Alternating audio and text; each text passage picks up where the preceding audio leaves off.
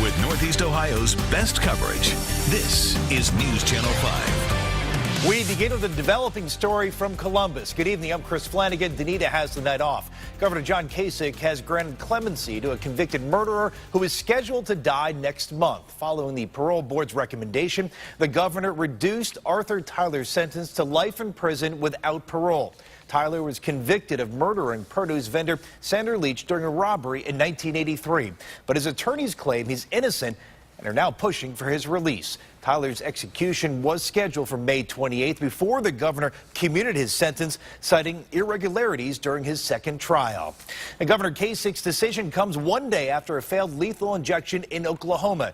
The inmate suffered for almost an hour before dying from a heart attack. Now the state's entire system is under review. I expect the review process to be deliberate, to be thorough, and it will be the first step in evaluating our state's execution protocols. After Clayton Lockett's botched execution, Governor Mary Fallin postponed a second lethal injection for at least 2 weeks so the drug cocktail can be studied. Now several attorneys with clients on Oklahoma's death row are filing new appeals, claiming the lethal injection could be cruel and unusual punishment. The Ohio ACLU wants to eliminate the death penalty altogether, and tonight they're calling on Governor Kasich to postpone all executions until 2016. New at 11, News Channel 5's Michael Baldwin spoke to a legal expert about lethal injections. And Michael, does today's decision change anything? Well, the short answer is no, but the ACLU considers the clemency issued by the governor a step in the right direction. You've heard the story out of Oklahoma.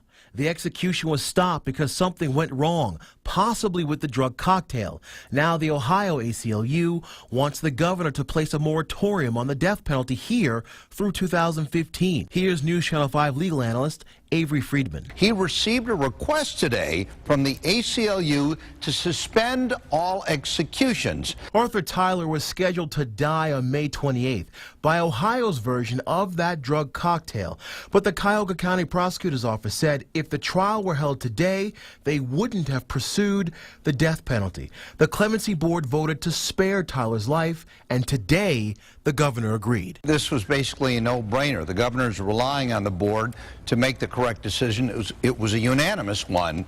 But the family of the victim disagrees. Sandra Leach's daughter said about the decision, quote, "I don't like it. I wrote them a letter. I'm aggravated. I'm not satisfied." As for that drug cocktail, there is a shortage of suppliers because they don't want their drugs associated with death. The suppliers of these drugs are afraid that they'll be put out of business by cooperation with the death penalty process, which is forcing prison officials to administer the lethal injection without a doctor's supervision. You can't permit government officials, prison officials, to experiment with drugs. There has to be finality, and there's an obligation to make sure that it works, and it works quickly.